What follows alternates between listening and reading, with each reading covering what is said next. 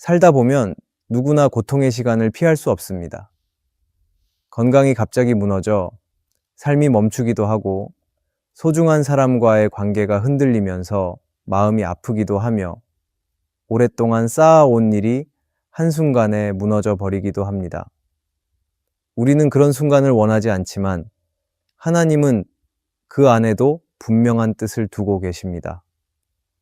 그래서 고통은 단순히 힘든 시간이 아니라 하나님께서 우리를 더 깊은 믿음의 자리로 이끄시는 은혜의 과정이 됩니다. 눈물이 흐르는 순간에도 하나님의 손길은 멈추지 않고 우리를 붙들며 새로운 길을 준비하게 하십니다. 그렇기에 오늘은 하나님이 왜 사랑하는 자녀에게 고통을 허락하시는지 그 이유를 함께 나누고자 합니다. 첫째, 하나님은 고통을 통해 우리가 붙잡고 있던 가짜 확신을 무너뜨리십니다. 사람은 누구나 자신을 든든히 세워줄 것 같은 확신을 가지고 살아갑니다. 돈일 수도 있고, 건강일 수도 있고, 사람들의 인정이나 자신의 능력일 수도 있습니다. 겉으로는 이런 것들이 삶의 기초처럼 보이지만 사실은 언제든 흔들릴 수 있는 불안정한 것들입니다.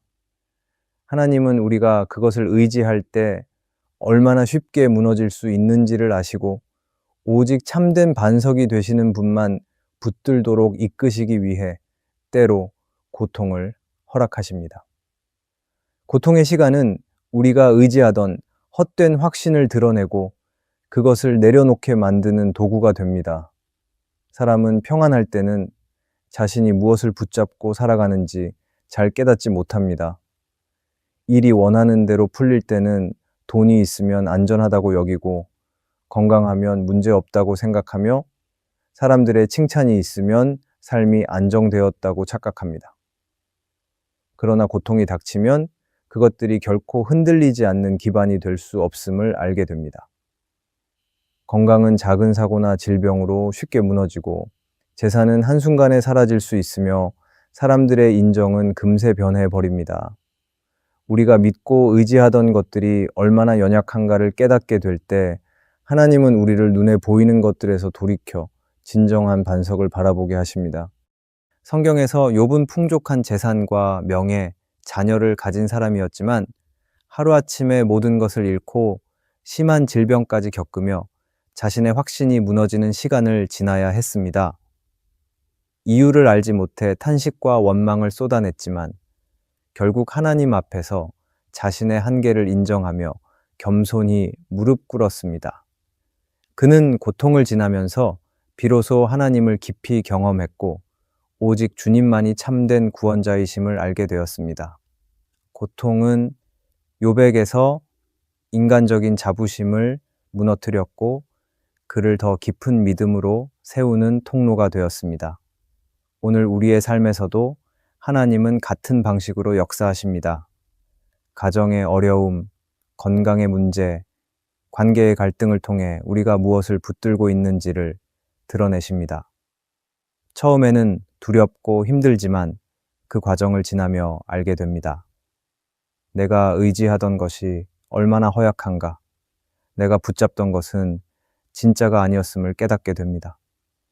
그때 우리는 하나님께 시선을 돌리고 오직 주님만을 붙잡게 됩니다. 무너짐은 파괴가 아니라 다시 세우심으로 이어지고 고통은 끝이 아니라 새로운 시작이 됩니다. 하나님은 우리를 낮추시려는 것이 아니라 더 단단한 기초 위에 세우시려는 분이십니다. 그래서 우리가 가진 헛된 확신이 무너질 때 비로소 하나님만이 참된 피난처이심을 고백하게 됩니다. 고통은 사랑 없는 심판이 아니라 우리를 온전히 세우시려는 은혜의 과정입니다. 하나님은 고통을 통해 헛된 확신을 버리게 하시고 흔들리지 않는 믿음 위에 우리를 세워 가십니다. 둘째, 하나님은 고통을 통해 우리의 우선순위를 다시 세우십니다. 사람은 누구나 소중히 여기는 가치와 목표를 가지고 살아가지만 그 순서가 자주 흐트러집니다. 일과 성공이 믿음보다 앞서고 돈과 안정이 하나님보다 더 중요한 자리를 차지하며 때로는 가족이나 관계조차도 하나님 위에 놓일 때가 있습니다. 겉으로는 아무 문제가 없는 것처럼 보이지만 잘못된 순서 위에 세워진 삶은 결국 흔들리게 마련입니다. 하나님은 사랑하는 자녀가 이런 위험한 토대 위에 머물지 않도록 고통을 통해 우리의 시선을 바로잡으십니다. 고통이 찾아올 때 사람은 진짜 중요한 것이 무엇인지 다시 묻게 됩니다. 건강을 잃으면 그동안 소홀히 했던 가족의 사랑이 얼마나 소중한지를 알게 되고, 관계가 무너지면 진정으로 나를 지탱해 줄 분은 하나님 한 분뿐임을 깨닫게 됩니다. 물질적인 어려움을 겪을 때는 돈이 결코 절대적인 힘이 아니라는 것을 배우며 오히려 하나님의 공급이 얼마나 귀한지를 경험하게 됩니다. 이처럼 고통은 우리로 하여금 삶의 순서를 점검하게 하고 하나님께서 원하시는 자리로 돌아가게 만듭니다.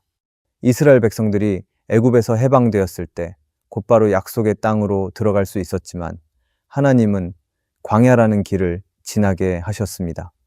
그곳에서 그들은 먹을 것과 마실 것이 부족해 불평했지만 하나님은 만나와 반석의 물을 통해 그들의 생명이 하나님께 달려 있음을 가르치셨습니다. 결국 광야는 애굽의 풍요가 아니라 하나님만을 의지하도록 우선순위를 바꾸는 훈련의 자리였습니다. 오늘 우리의 삶도 다르지 않습니다. 우리는 바쁘다는 이유로 기도를 미루고 성취를 위해 가족을 뒤로하며 돈을 모으는 데는 열심이면서 나누는 데는 인색할 때가 있습니다. 그러나 하나님은 고통을 통해 멈추게 하시고 우리의 중심을 다시 점검하게 하십니다. 일이 뜻대로 풀리지 않을 때 우리는 비로소 기도와 말씀을 붙들게 되고, 경제적인 어려움은 돈이 전부가 아니라는 사실을 깨닫게 하며 예상치 못한 아픔은 가족과 일상에 대한 감사를 다시 회복하게 합니다. 하나님은 이렇게 고통 속에서 무너진 순서를 바로잡으시고 하나님을 첫 자리에 두도록 이끄십니다. 고통은 단순히 힘든 시간이 아니라 숨겨진 불균형을 드러내는 도구입니다. 우리가 일에만 몰두할 때 하나님은 고통을 통해 멈추게 하시고, 사람에게만 기대고 있을 때는 갈등을 통해 하나님을 찾게 하십니다. 가진 것에 안주하고 있을 때는 이름을 통해 영원한 것을 바라보게 하십니다. 과정은 아프지만 그 끝에는 하나님이 원하시는 올바른 순서가 자리 잡습니다. 우선순위가 바뀌면 삶 전체가 새로워집니다. 하나님을 첫 자리에 둘 때 다른 모든 것은 제자리를 찾아갑니다. 고통은 우리가 이 단순하지만 중요한 진리를 다시 기억하게 하고 삶의 중심을 하나님께로 돌리게 합니다. 하나님은 우리를 흔들리게 놔두지 않으시고 고통을 통해 삶을 새롭게 정돈하시며 올바른 길로 이끄십니다. 그러므로 고통 속에서도 낙심하지 않고 하나님이 우리 삶을 다시 세우신다는 믿음으로 바라본다면 그 시간이 결국 은혜의 시간이 됨을 알게 됩니다. 셋째, 하나님은 고통을 통해 우리의 성품을 변화시키십니다. 성품은 하루아침에 바뀌지 않습니다. 좋은 성격과 인격은 편안한 자리에서 저절로 길러지지 않습니다. 오히려 사람의 깊은 성품은 시련과 고난을 통과할 때 비로소 다듬어지고 단단해집니다. 그래서 하나님은 사랑하는 자녀가 세상의 기준이 아니라 하나님의 기준에 맞는 성품을 갖도록 고통을 허락하시며 그 과정을 통해 우리 안에 거친 부분을 깎아내고 다듬으십니다. 성품의 변화는 단순히 겉모습이나 말투가 달라지는 것이 아닙니다. 그것은 마음 깊은 곳에서부터 일어나는 일입니다. 고통을 겪을 때 사람은 자연스럽게 겸손을 배우게 됩니다. 아무리 강하고 똑똑하다고 여겼던 사람도 어려움을 만나면 그 모든 것이 한순간에 무너질 수 있음을 깨닫게 됩니다. 그때 비로소 자신을 의지하던 마음을 내려놓고 하나님께 마음을 열게 됩니다. 또한 고통은 인내를 배우게 합니다. 평안한 날에는 배울 수 없는 끈기와 기다림의 힘은 오랜 시련을 통해서만 길러집니다. 답답함 속에서도 하나님을 의지하며 한 걸음씩 나아갈 때 인내라는 귀한 열매가 맺히게 됩니다. 요셉의 삶이 바로 그 증거입니다. 그는 어린 시절 아버지의 사랑을 독차지하며 교만한 모습을 보이기도 했습니다. 그러나 형들에게 버림받아 노예로 팔려가고 억울하게 감옥에 갇히는 고통을 겪으면서 점점 성숙한 사람으로 변해갔습니다. 만약 이런 과정을 지나지 않았다면 그는 결코 지도자의 자리에 설 수 없었을 것입니다. 하나님은 고통을 통해 요셉을 연단하시고 결국 많은 사람을 살리고 용서할 수 있는 성품을 가진 지도자로 세우셨습니다. 고통은 요셉을 무너뜨린 것이 아니라 그를 하나님의 큰 계획을 이룰 그릇으로 준비시킨 과정이었습니다. 우리의 삶도 마찬가지입니다. 쉽게 상처받고 분노하던 사람이 고통을 지나면서 점점 온유함을 배우게 되고 자기만 생각하던 사람이 아픔을 겪으면서 다른 이의 눈물을 이해하는 마음을 갖게 됩니다. 또한 작은 어려움에도 쉽게 낙심하던 사람이 오랜 고통 속에서 하나님을 붙들며 점점 믿음이 깊어집니다. 이렇게 성품은 단번에 바뀌지 않지만 고통이라는 연단을 통해 조금씩 변화되어 갑니다. 게다가 고통은 우리 안의 위선과 거짓을 드러내는 역할을 합니다. 평안할 때는 누구나 신앙이 좋은 것처럼 보일 수 있지만 어려움이 닥치면 진짜 믿음과 가짜 믿음이 드러납니다. 고통 속에서도 하나님을 붙드는 사람은 점점 진실한 성품을 갖게 되고 정직과 순결이 깊어집니다. 이런 변화는 시간이 오래 걸리지만 결국 하나님이 기뻐하시는 모습으로 우리를 세우는 과정이 됩니다. 성품이 변화된 사람은 고통을 단순한 고난으로만 보지 않습니다. 그 안에서 자신을 빚으시는 하나님의 손길을 발견하고 감사할 수 있습니다. 그래서 같은 고통을 겪는 이웃에게도 따뜻하게 다가가 위로와 힘을 나누게 됩니다. 하나님은 능력 있는 사람보다 성품이 아름다운 사람을 세우기를 원하십니다. 능력은 잠시 빛날 수 있지만 성품은 평생을 지탱합니다. 고통은 바로 이 성품을 빚어가는 가장 중요한 도구입니다. 따라서 우리가 겪는 아픔은 결코 헛되지 않습니다. 하나님은 고통을 통해 교만을 낮추고 겸손을 가르치시며 조급함을 다스리며 인내를 배우게 하십니다.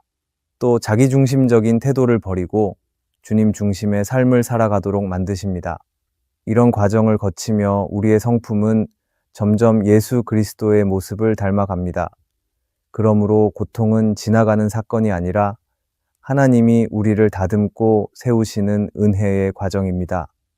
하나님은 사랑하는 자녀가 세상과 같지 않고 거룩하고 온전하게 자라도록 고통을 통해 반드시 역사하십니다. 넷째, 하나님은 고통을 통해 우리의 시선을 영원에 두게 하십니다. 사람은 살아가는 동안 눈앞의 일들에 쉽게 마음을 빼앗깁니다.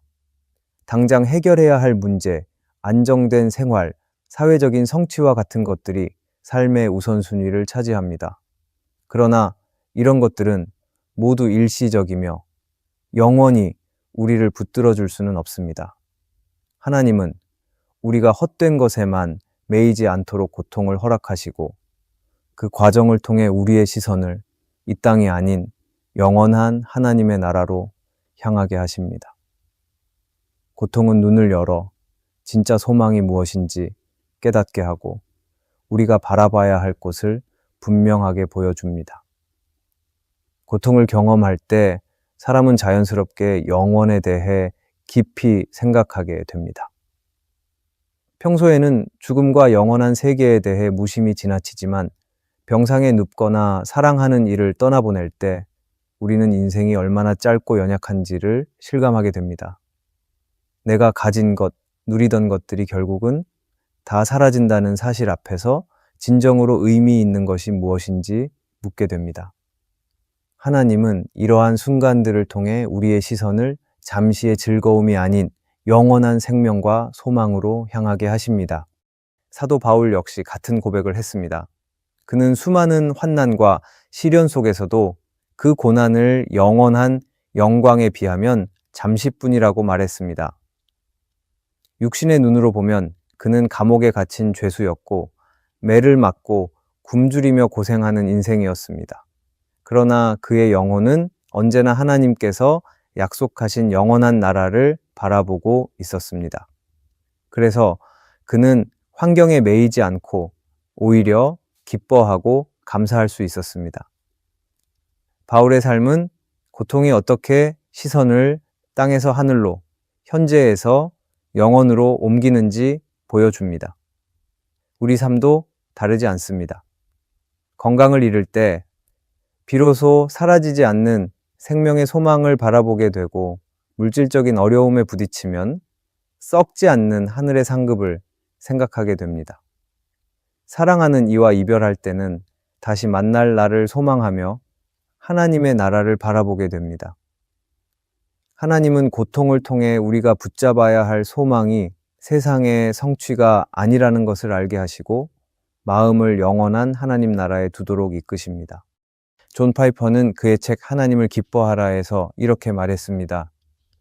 고난은 우리로 하여금 하나님을 더욱 사모하게 만들고 세상에서는 결코 찾을 수 없는 만족을 하나님 안에서 찾게 만듭니다. 이 고백은 고통이 우리를 무너뜨리는 시간이 아니라 영원한 기쁨으로 들어가는 길임을 보여줍니다. 우리가 이 땅에서 겪는 아픔은 끝이 아니라 영원한 기쁨을 향한 준비 과정입니다. 그러므로 고통은 단순한 시련이 아닙니다. 그것은 하나님께서 주시는 은혜의 신호이며 우리의 눈을 열어 영원한 세계를 바라보게 하는 도구입니다. 하나님은 사랑하는 자녀가 이 땅의 것에만 시선을 두고 허망하게 살지 않도록 고통을 사용하십니다. 그 과정 속에서 우리는 영원한 생명과 하늘의 상급을 바라보게 되고 오늘의 삶을 소망으로 살아가게 됩니다. 고통은 우리를 쓰러뜨리려는 것이 아닙니다. 오히려 하나님은 고통을 통해 우리를 더 깊은 자리로 이끄시며 결코 버리지 않으십니다. 눈물이 끝이 아니라는 소망을 붙들 때 우리는 다시 일어설 수 있습니다. 하나님은 고통 속에서도 우리를 단단하게 세우시고 결국 영원한 기쁨으로 인도하실 것입니다. 오늘의 말씀이 은혜가 되셨다면 댓글에 아멘이라고 적어주시면 감사하겠습니다. 여러분들이 남겨주시는 댓글은 정말 큰 힘이 됩니다. 그리고 여러분들이 눌러주시는 좋아요와 구독도 큰 힘이 됩니다. 오늘도 함께 해주셔서 감사합니다. 기도하겠습니다. 사랑의 하나님, 우리의 삶에 허락하신 고통 속에서도 주님의 뜻을 깨닫게 하시니 감사합니다. 흔들리는 순간마다 주님을 더 깊이 의지하게 하시고 우리의 마음이 영원한 나라를 바라보게 인도해 주옵소서. 고통을 통해 성품이 변화되며 하나님을 첫자리에 두는 삶을 살게 하옵소서. 예수님의 이름으로 기도합니다. 아멘.